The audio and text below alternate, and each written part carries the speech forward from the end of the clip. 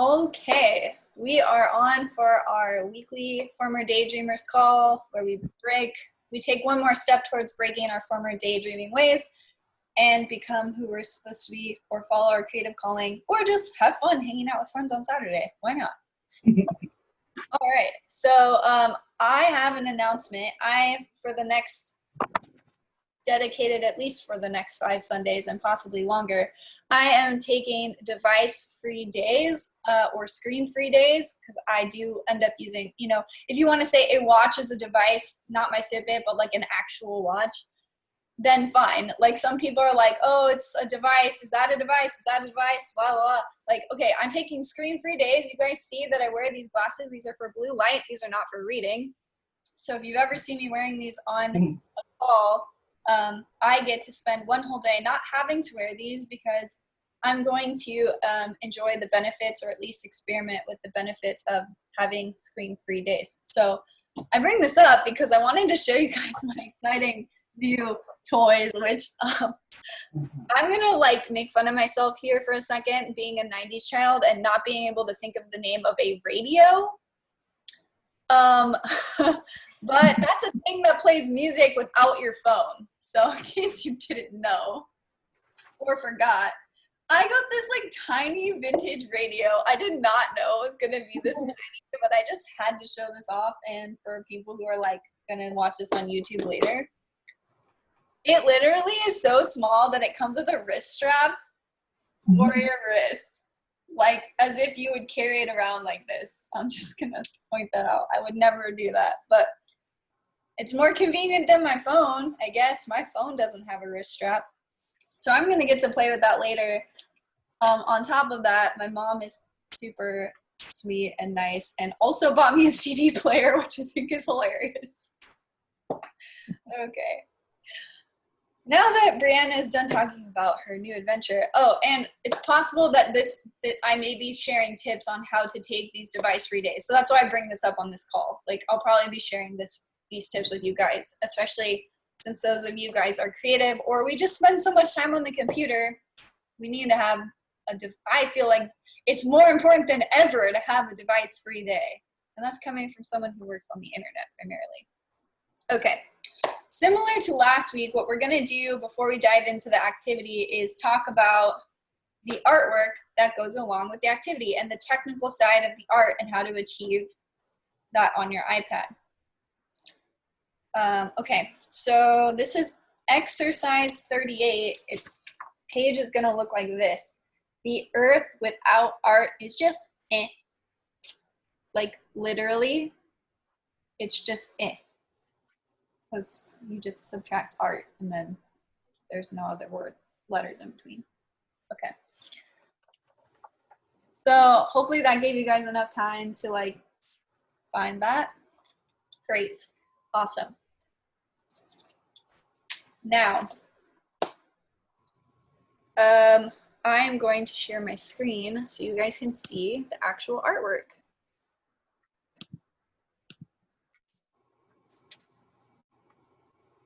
All right, so here is the artwork. So similar to last week, basically I bought these brushes from Abby Nurse, who does uproot brushes. So you'll see I have Abby's brushes here. And this was, I believe this one was also done with Destiny lettering brush. But the difference with this brush, I think, is I don't have I do have all of the layers, so let's talk about this. I started with this background. I basically took one of Abby's brushes. There's one called Flood, or like Massive Wash, this one. I took Massive Wash, I made this like giant puddle in the middle. So if I were to just start over for you guys and show you guys what I did, I'd want a different color because I like this color better. I took this Massive Wash color and I just made a big puddle of color. I kind of like to add a couple layers so that it has some like sort of opacity. You can see through the layers a little bit. And then, like I did last week, I alpha lock this layer. So that means I'm only going to paint on the area I just painted.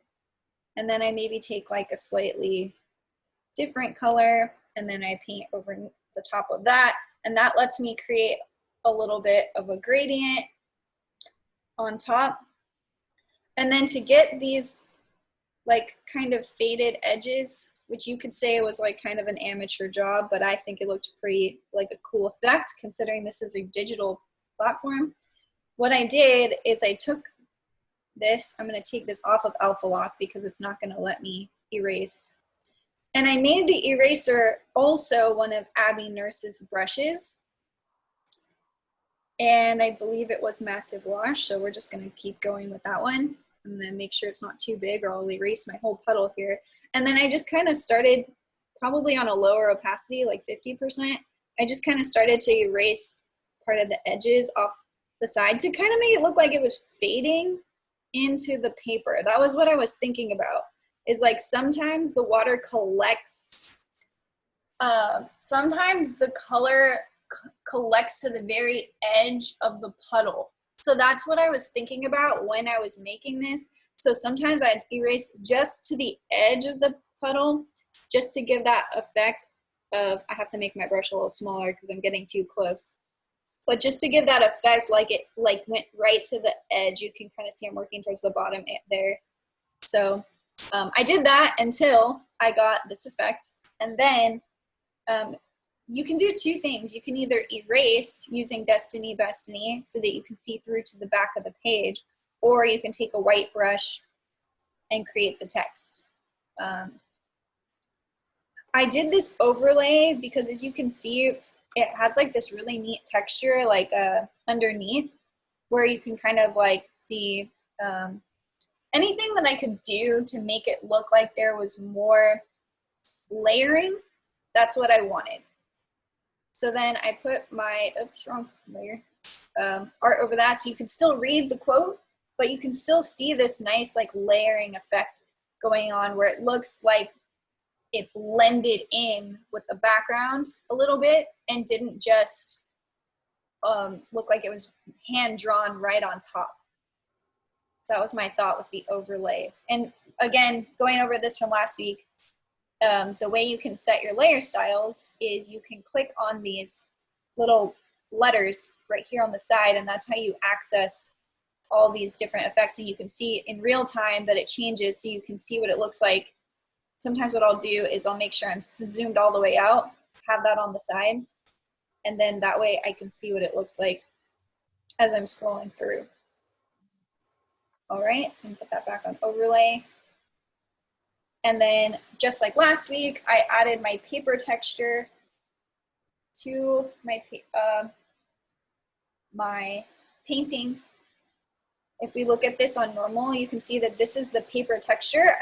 Basically, the best way to do this actually, if you don't want to buy, which I prefer buying because it supports local artists, and also they usually have better quality on the internet. It's really hard to find this solid of a texture for free without a watermark on it. So, but you basically take a picture of a texture, place it over the entire part of your layer, and then what you're going to do is switch your layer style to something you like that makes sense because it's not like actually impeding. Oh, that looks kind of neat too, actually. That wasn't the one that I picked, but I kind of like the way that one looks too. So one of my favorite ones is Color Burn, so I'm just going to go back to that one. I like it because it's super vibrant. And I'm noticing that I did it twice, and I think it's just because I really liked that extra watercolor paper texture coming through. It's funny how things change over time, because as I'm looking at it today, I actually don't like that I did 2 layers. So I'm just going to leave that one off. And the cool thing is too, if you think this effect is like too intense, you can change the opacity of the layer style on this gradient here, on this sliding, whatever this is called, place here. Yep, all right. So that concludes the technical art portion of this video. Thank you. Hopefully that was helpful for any of you who are trying to learn how to draw on your iPad. All right. This one is about using a timer. I can think of somebody that I know that I actually can think of several people that I know that could really benefit from this exercise. Some are not on this call today, but hopefully they'll have a chance to watch it later. This is practicing time blocking with a timer. Why is this important, right? Like, because realistically, the only time I ever used a timer before I found this exercise for myself was for cooking. And even then, I was like not great at using a timer and burned food several times. So why is this helpful besides baking pizza? So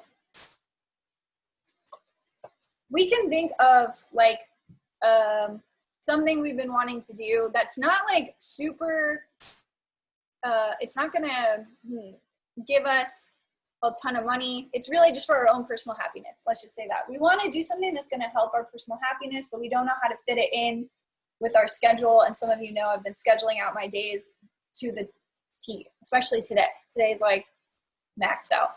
So how do I fit in these things? Well, literally I set timers, like literally timers, like that are like either I'm watching a YouTube video, that's one way to practice with a timer, or like I have an app called Insight Timer and that's a timer. Or if I'm drawing and I only have 10 minutes, I will set a timer for 10 minutes. And the cool thing about setting a timer for 10 minutes when you draw is all of a sudden your focus is like on the paper, and it's not like, oh, I can't draw because every time I draw it takes me an hour.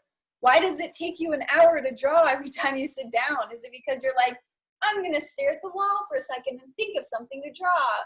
I'm going to look at my phone and scroll on Pinterest for 20 minutes to find inspiration. And the next thing you know, you're late for your next appointment. Like, pick one thing, set a timer, go. Like, it's just kind of like getting you, this exercise in this book is meant to get you back in touch with your intuition and help your decision-making process. Because the cool thing is, if you realize I hated the subject that I picked for today and I did it for 10 minutes, you only did it for 10 minutes and there's always tomorrow, and now you know, like, you have time to think, what would I have picked instead?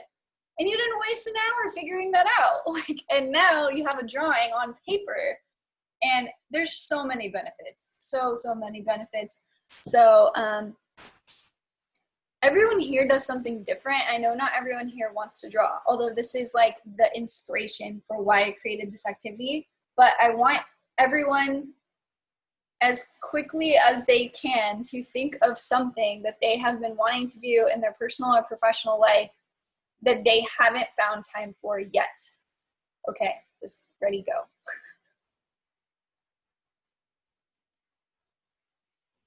I guess you could use the chat box too, that's fine. I'll say it out loud.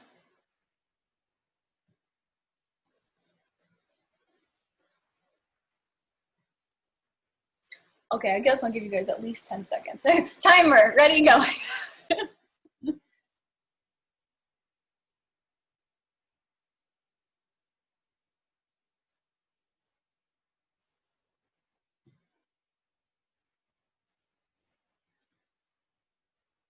All right, it looks like some of you guys have thought of something, maybe?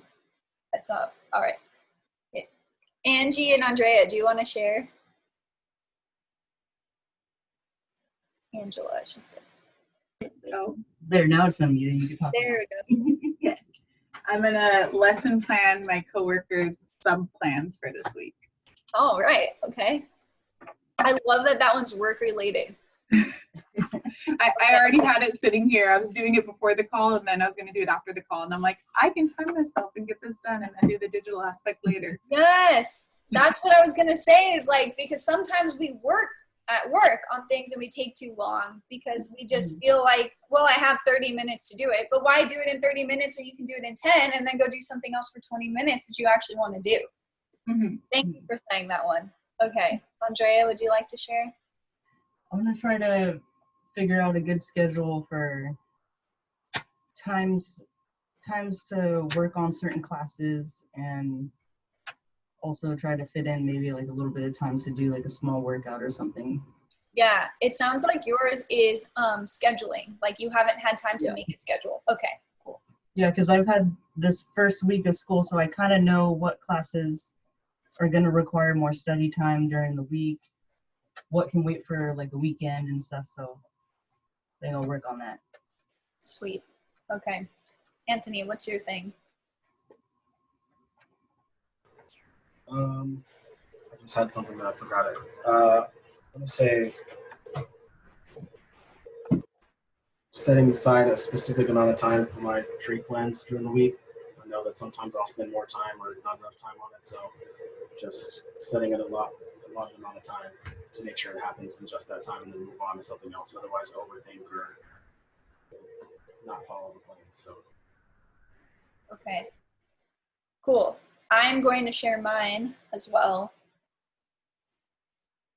Mine is I need to, in preparation for tomorrow,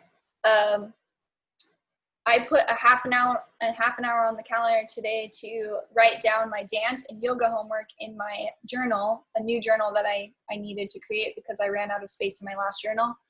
And that way I don't have to go to my phone or to YouTube to figure out, or my computer to figure out what homework I have. So what we get to do is all together right here as a family, I'm going to set a timer and we get to spend 5 minutes doing this thing. And obviously if you need 5 minutes after, this was not meant to be like a 5-minute activity, but it's just to like simulate how quickly we can do this thing.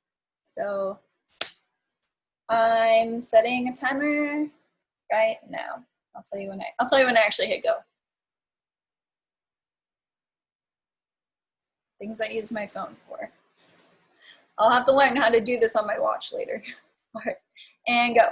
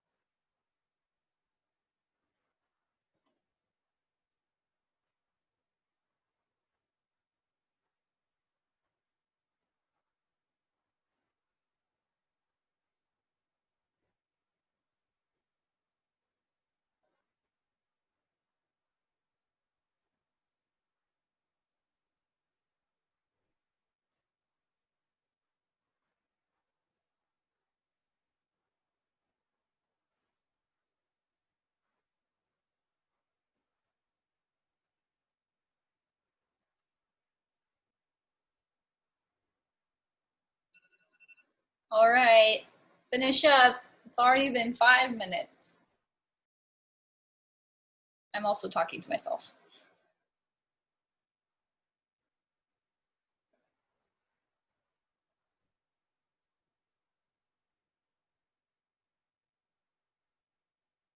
Okay.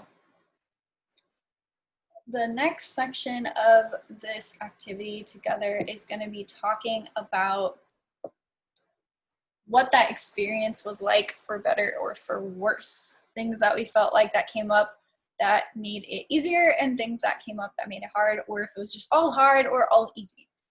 Okay. Does anyone want to start? I'm totally happy to start, but I'm just curious if anyone would like to start. Anyone surprised by what they found? No? Well, okay, I'll start. You guys can have a second to think about what you want to say. I was surprised at how anxious I was to do this activity, considering I planned it. And I was like, immediately like, wait, what do I do? I don't have my homework in front of me. And so I was like, because I was planning on doing this with YouTube in front of me and like having some time. And I was like, all right, I can just write down what I remember, the easiest one that's coming to me right now. And so from there, I was able to just kind of like take my time, relax into it. And then I found myself wanting to make excuses like, okay, I don't have to do any more because there's only 1 minute left on the clock. And what can I really do in 1 minute? And then I decided to just do one more. And I actually got it done in a minute. So I was excited. This activity never gets old for me. Thank you. Thank you. All right. Anyone else like to share? I feel like I kind of hit the same roadblock where I started and I'm like, wait, I need these resources in order to plan. So I had to grab my computer. I would say I probably got more than I would have expected to get done in 5 minutes. However, it would have been, I would have, to finish the project, I probably would have set a different timer. So it would have, but it was interesting. Mm-hmm. I'm finding that with just my classes, I'm getting short on time. Oh, you're like, oh, I did. I scheduled a thing on my, my thing on my phone. So I put different colors for my different classes. Nice. And love it. And then work is one color, classes are a different one. And I'm finding that certain days I'm gonna have very little time, like Wednesdays. But it's a process. But you gotta. It is totally a process. Yes. We did something very similar the other day, and this took us a very long time. And she's already got way more than this done, and she's doing it totally differently. Mm-hmm. So. As in you set a timer, or as in you set a schedule? I set a schedule, and I have it reminding me like that I have this class in 30 minutes, reminding me that I, and then I'm gonna add in times for like studying too. So cool. I'll get there. Yes, you will. Anthony, would you like to share?